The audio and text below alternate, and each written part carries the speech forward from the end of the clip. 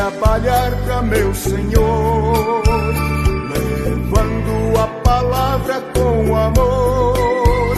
Quero eu cantar e orar, e ocupado quero estar, se na vinha do Senhor.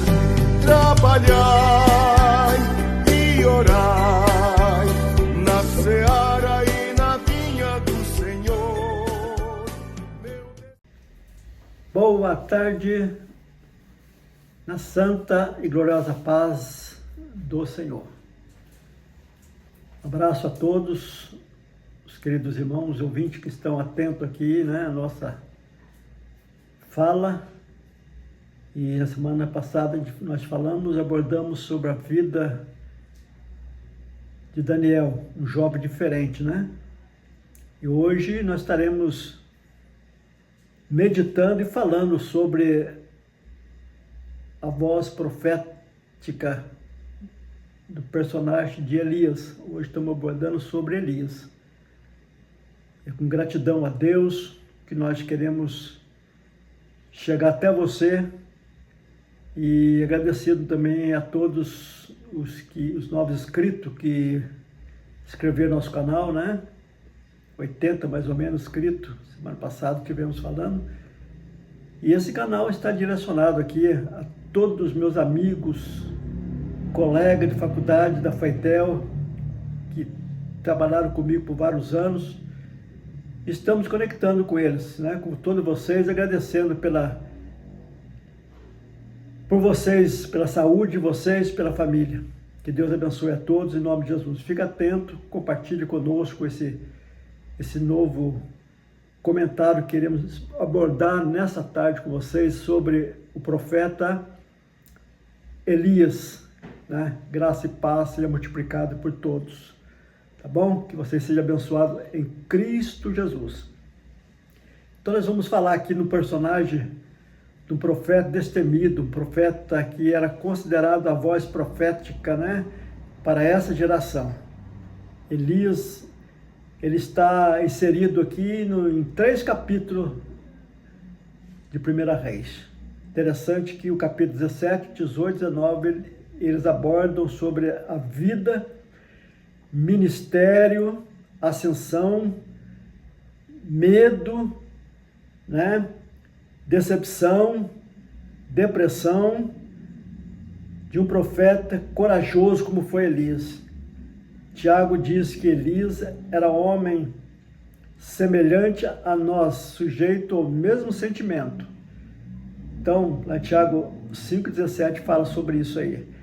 Então, não podemos qualificar Elias como super-homem. Não, Elias tinha o mesmo sentimento como nós. Passava necessidade como nós.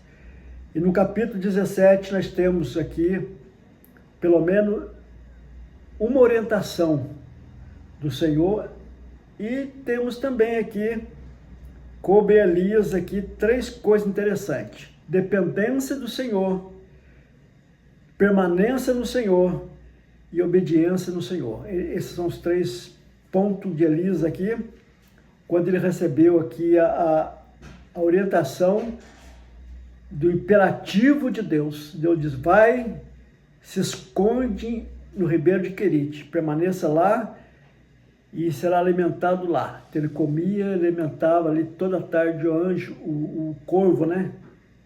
Levava pão, carne, mantimento para ele, água para ele ser alimentado. Depois que o ribeiro secou, lógico, vamos comentar isso mais para frente, Deus voltou a orientar ele novamente, dizendo para ele: levanta e vai, imperativo novamente, vai a Serepta, na casa de uma viúva. Então, mais uma vez, Elias foi orientado, e nas duas, Deus proveu para ele, proveu pão e carne através do corvo, e lá na casa da viúva, Deus ia prover a ele pão, né, que nunca ia faltar. Interessante notar que Querite tem uma expressão na Bíblia, um significado em Querite é forma, né?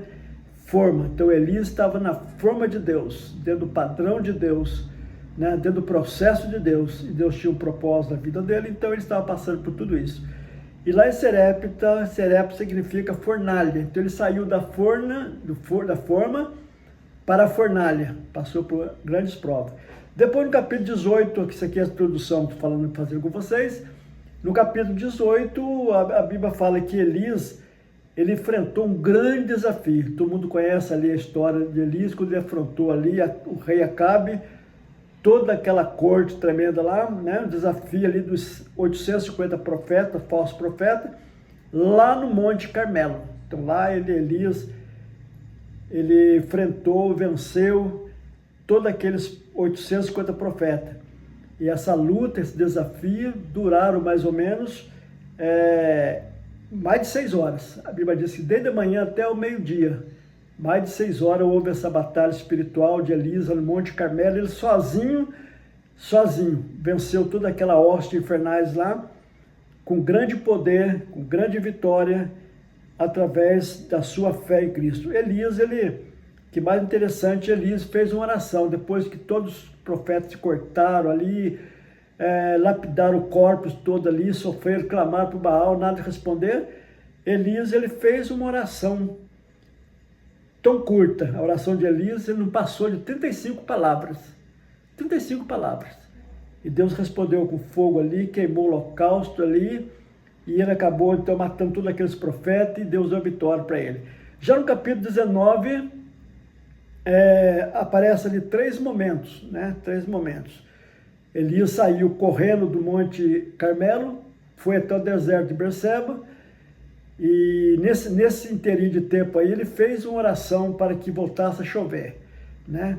E quando ele disse ao moço que eu deveria olhar para a banda do mar, se visse algumas nuvens subindo ali, o moço não conseguiu visualizar as nuvens. Aí Elias enfia a cabeça no meio das pernas, ora novamente e diz ao moço, olha novamente, dá uma olhadinha lá para a banda do mar, vê se está surgindo nuvem. Aí ele bradou o profeta e disse assim, eu vejo uma nuvem no tamanho da palma da mão de um homem. Veja bem o milagre que Deus fez ali, uma nuvem no tamanho da palma da mão de um homem.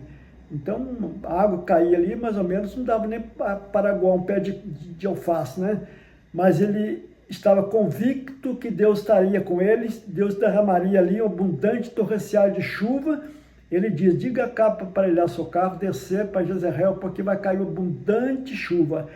Então, mais uma vez, Elias ali, ele foi um grande homem de Deus, que Deus fez milagres extraordinários por meio da sua vida. Depois que ele estava lá no deserto, ele seguiu até o deserto, onde ele deitou ali debaixo. Olha bem, ele deitou ali. Interessante que Elias tinha uma fé imperativa, aquela fé que não era uma fé emotiva, mas uma fé imperativa, né? E corajoso, enfrentou. Mas logo que chegou lá no vale, ele entra debaixo de um zimbro lá e deita e dorme lá.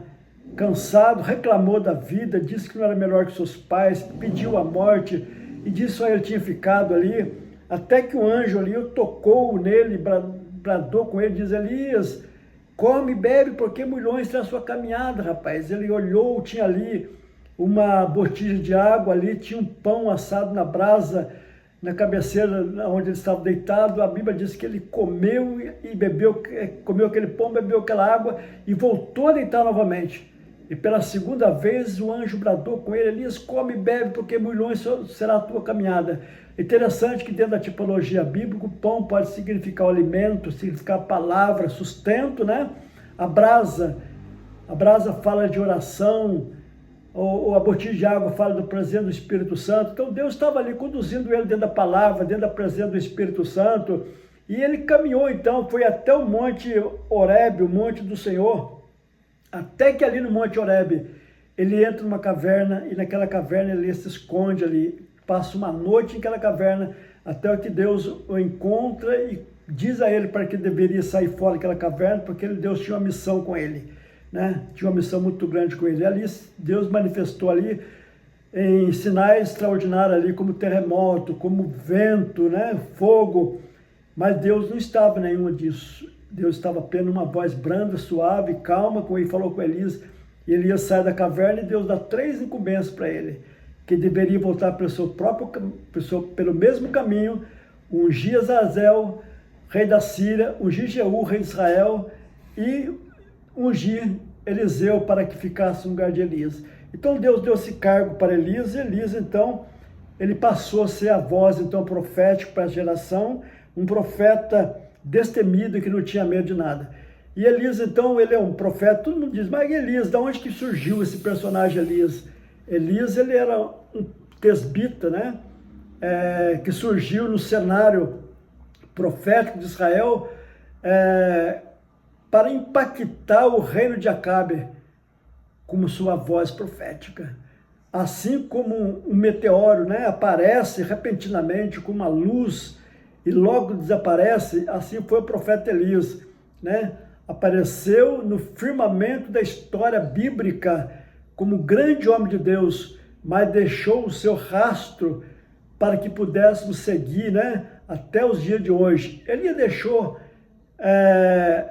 enquanto a nação de Israel se ouve dizer sobre a vida desse personagem, então Elias deixou um marco, deixou uma história gloriosa, e o Senhor então, ele abençoou de uma forma espetacular, extraordinária, esse grande homem de Deus chamado Elias, o tesbita, né? Tesbita, que ninguém sabe a origem da sua família, qual o nome dos seus pais, só sei que ele veio da terra de Tesbi, né? O lugar que ele morava é Tesbi, cidade de Tesbi, perto de Gileade ali. Então, onde houve então as perguntas, continua, né? Perguntando ali sobre esse personagem. E Elias estava então arraigado em Deus, e ele seria o que? Sairia da obscuridade do Velho Testamento, homem formado, profeta feito, ninguém sabe da sua infância, ninguém sabe, só apareceu ali já como um homem formado, profeta. Ele sozinho paralisou toda uma nação, modificou o curso da natureza, cerrou os céus para que não chovesse, trancou o céu, fez Acabe estremecer. Elias virou com Deus para Deus, viveu, aliás, com Deus para Deus, e até que Deus, então, o preparou para esse importante negócio. Elias, um profeta destemido, viveu ali, né, 9 séculos antes de Cristo, profetizou durante o reinado de Acabe e Acazia, reino do norte. A Bíblia não revela detalhes sobre a vida pessoal de Elias, não, de família. Sabemos apenas que ele era um tesbita de Tisbi, terra de Gileade. Seu nome significa Jeová é Deus. Então Elias, o tesbita, o profeta designado, provavelmente nasceu nesse lugar. Elias era um homem que vestia de pelos e lombo cingido durante o seu ministério, e com cinto de couro, né, que fechava sua manta, seu corpo. E Elias significa então que Deus é Javé, como nós já falamos aqui. A vida de Elias, do homem de Deus, e sua jornada. Esse profeta Elias foi um homem tremendamente usado na mão do Senhor. Tremendamente usado na mão do Senhor. E nós glorificamos a Deus por isso, né? Ele exerceu seu ministério num período hostil, sombrio na história de Israel. E nós ficamos maravilhados com esse personagem que sozinho confrontou o rei Acabe e os seus profetas, profeta de Baal, e o povo apóstata, né, de Israel. Ele enfrentou esse grande desafio, ele mesmo sendo desconhecido, né, de uma família desconhecida, começou seu ministério pregando para o rei, no palácio do rei. O conteúdo da sua mensagem era juízo da parte de Deus. Mensagem dura, né? Mensagem de juízo. Elias era um homem resoluto e determinado, entregou uma poderosa mensagem na corte de Israel, confrontando com propósito, né? Para desembarcar a credibilidade desse Deus falso, Deus de Baal. Segundo a Bíblia, depois disso Elias sendo tratado por Deus de uma forma maravilhosa, Elias anunciou o juízo de Deus sobre o povo de Israel, enfrentou todas a corte, uma severa luta, né? De 3 anos e meio, mas no deserto Elias estava sendo sustentado também por Deus. Interessante notar que no deserto não foi um acidente de percurso na vida de Elias, não, mas foi um processo que Deus estava fortalecendo, né?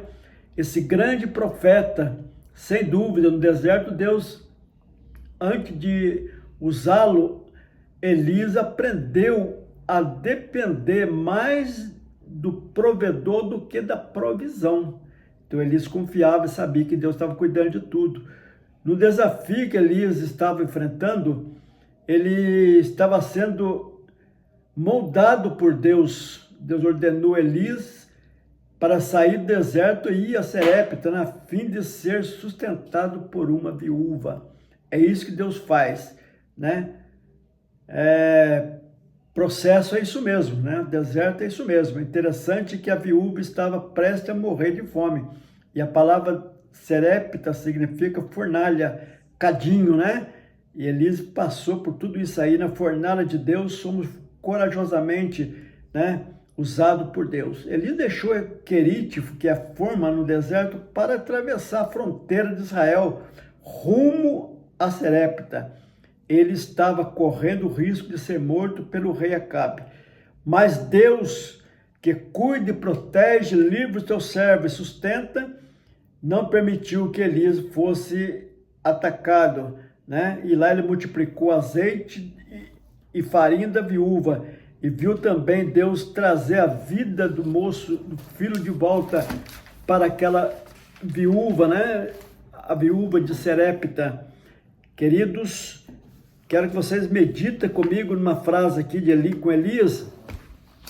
É que Deus realiza coisas tremendas, que faz milagre extraordinário, como também supre a necessidade e realiza na vida dos seus filhos o impossível, né?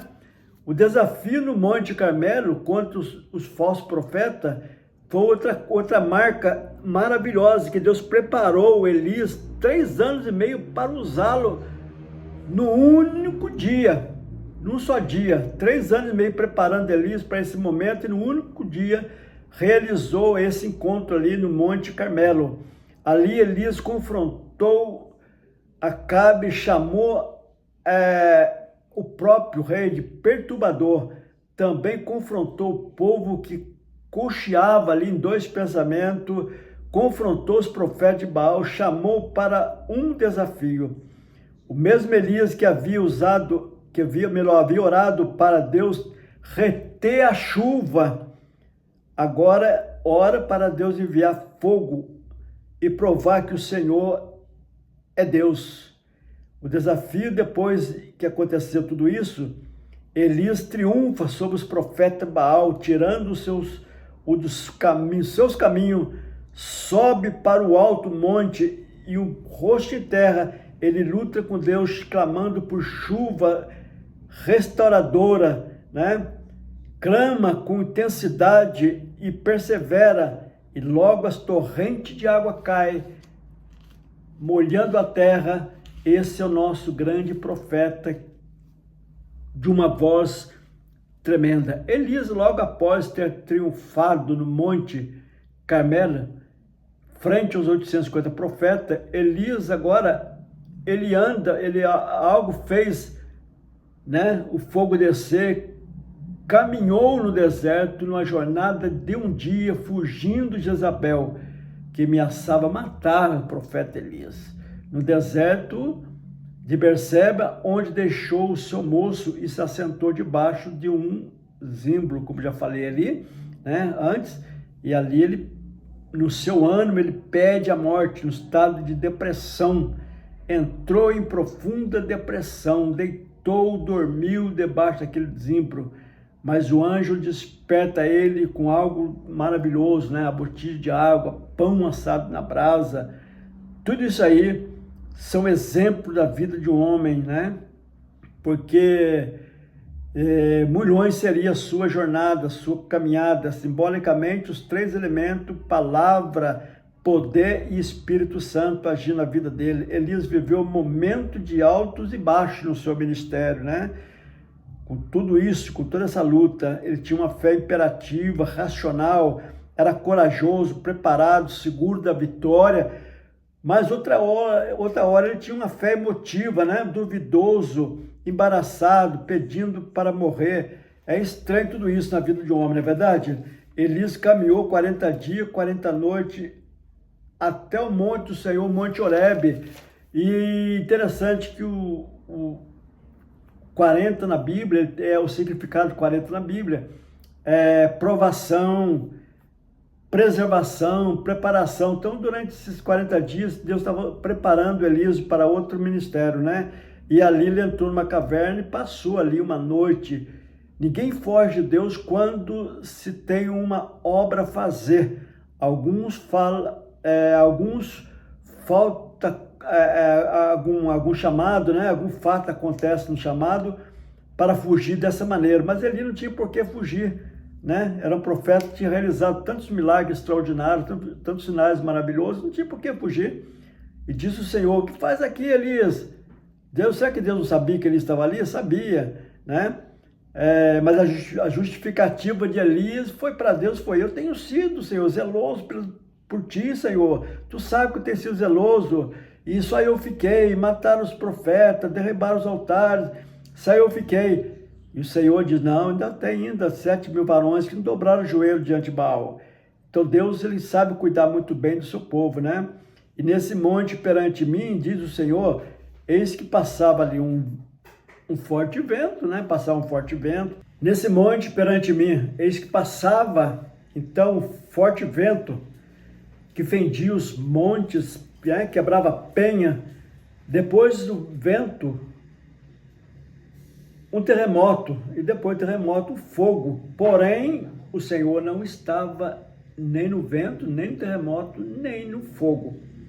Por fim, uma voz branda, mansa e suave, delicada, passou na porta daquela caverna, e ali estava Elias com o rosto coberto de uma capa. E Deus então falou, né? Deus falou com Elias, ele ouve a voz do Senhor. E Deus fala: "O que faz aqui, Elias?" Elias foi um profeta. Aos irmãos que entendem, né, que prega sobre Elias, sabe que Elias foi um profeta mais emblemático, né, de Israel. Mas sem dúvida Elias foi um dos homens mais da história da humanidade que mais presenciou de forma presencial, extraordinária, as grandes, né, e claras manifestações de Deus e do seu poder. Elias foi alimentado por corvo, tomou água do ribeiro de Querite, né? Ele multiplicou o azeite da viúva de Serepta, ele viu mortos ressuscitar através do seu ministério, ele viu Deus controlando diretamente a natureza, né? Secando terra, depois mandando chuva torrenciais. Ele viu fogo descer do céu da parte do Senhor, enfrentou 850 profetas falsos de Baal sozinho. Depois de tudo isso, caminhou solitário pelo deserto por um dia, e deita, dorme debaixo de um pé de zimbro, reclama, pede a morte, reclama, diz que só ele ficou. Depois caminhou 40 dias, 40 noites até o Monte Horebe. 40 na Bíblia significa provação, significa preservação, significa preparação. E ali tudo isso passou, né? Passou na vida desse ministério, desse grande profeta. Depois de tudo isso, ele entra em uma caverna para se abrigar, né? Elias deixou lições maravilhosas para nós, né? Grandes lições. Como nós vimos no capítulo 18 de Reis, Elias apareceu como um homem corajoso para confrontar Acabe. Convocou todo Israel e os profetas de Baal no monte de desafio. Desafiou os profetas pagãos, depois mandou matá-lo diante da manifestação do seu poder. E depois ora para que Deus manda chuva, né? Para que manda chuva. Depois ele acabou correndo, depois que choveu, ele correu 40 quilômetros mais ou menos, né, no Monte Carmelo até Jezreel, né, na frente do carro de Acabe. Ele foi do auge, interessante que Elias foi do auge ao fracasso, né? Um profeta emblemático, tremendo, e da vitória então para a caverna, né? Do desalento até uma dúvida que ele estava enfrentando no seu ministério. Vale lembrar que Deus restaurou Elias, foi na caverna. Elias é aquilo que parece, né? Que parece que era um profeta, né? Parecia um profeta de fé, valoroso, corajoso, estava agora meio reprimido, né? meio triste, abatido, com todos esses milagres extraordinários que ele tinha realizado. Algumas lições desse monte em que Deus chama para fora, nós temos aqui pelo menos três ou quatro coisas interessantes de notar aqui. Foi que Deus o restaurou ao seu serviço, né? Que estava parado, ele entrou na caverna querendo desanimar, mas Deus então restaurou o seu serviço. Deus lhe preparou para grande, né? Para grande empreendimento, seu ministério, né? Seu notável ministério. E ao sair da caverna, Elias percebe então, pelo menos algumas ordens que Deus tinha dado a ele. Deus falou com ele: olha, você volta pelo teu caminho, viu, rapaz? Volta pelo teu caminho, você é um profeta fugindo, está argumentando, está justificando, você volta para o teu caminho. Você tem alguma missão a fazer, unge, né? Unge a Azael como rei da Síria, unge Jeú como novo rei de Israel, unge o jovem Eliseu como seu sucessor. Enfim, ele tinha missão a cumprir. Dessas ordens confrontavam os seus estados deprimentes de Elias, né? O seu ministério parecia que estava sendo acabado, mas não, Deus estava redobrando as suas forças, né? A Bíblia não esconde as falhas de pecado de maneira nenhuma de Elias, nem as suas limitações, fala da sua vida pessoal de uma maneira poderosamente desse homem chamado Elias. Elias na caverna nos ensina quando é doloroso para a pessoa sair da vontade do Senhor, né? Quando é doloroso, sobre a carga emocional, tinha carga de dificuldade, fraqueza mental, tudo isso aí embaralhou a vida de Elias de uma forma interessante. E eu quero concluir hoje aqui essa meditação sobre a vida desse personagem Elias, né? Em breve palavra, que Elias na caverna nos ensina algumas coisas, que Deus tem a sua forma de agir para conosco, né? Nem sempre ventania, terremoto e fogo, nenhuma palavra do Senhor se ouviu ali, de maneira nenhuma. Foi na calma que veio a voz do Senhor falando com ele. Esse profeta Elias, na caverna, ensina que não podemos de maneira nenhuma nos esconder atrás de uma justificativa. Não podemos justificar que já fizemos grandes coisas para Deus, que temos sido isso, aquilo. Não interessa. O que interessa é o momento, né?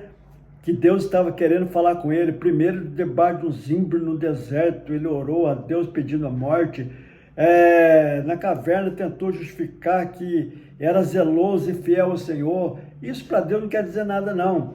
Elias na caverna nos ensina que devemos nos esconder em Deus e não numa caverna. Às vezes criamos as nossas próprias cavernas, né? Quantas cavernas temos criado, né? Desculpa e dificuldade para não fazer algo para Deus. E Deus então estava convocando Elias para esse grande ministério. E nós encontramos então Elias, né? Quando ele passou por alguns processos, né? Elias passou antes dele ser tomado ali, né? Pelo redemoinho, escoltado num carro de fogo. ali após o Jordão, ele passou em 4 lugares ali, interessante, né? Eu acho interessante. Ele começou ali no capítulo 2, 2 Reis ali, por Gilgal. Gilgal na Bíblia significa entrega, né? Então Elias estava entregando, né? Entregando suas fraquezas, suas injúrias, entregando o seu fracasso, toda ali em Gilgal. Ali em Gilgal ele foi reabastecido com água, pão, alimento, força, caráter, e levantou ali, e ali então estava Eliseu. Ele disse para Eliseu: fica até aqui porque eu vou até em Betel. Eliseu diz: viva o Senhor, viva tua alma, que eu não te deixarei. E seguiu Elias até Betel. Betel, casa do Senhor, lugar de fortalecimento também, lugar de comunhão. E de Betel ele diz para o moço: agora você fica aqui porque eu fui a Jericó, né? Jericó, na escola de profeta em Jericó. Eliseu diz: viva o Senhor, viva a tua alma, que eu não te deixarei. Vou contigo até Jericó. Jericó na Bíblia significa determinação. Ele estava então determinado a fortalecer e seguir o seu ministério como o Senhor tinha o preparado. E por fim, ele chegou a Jordão. Jordão quer dizer experiência, né? Lugar de experiência com Deus.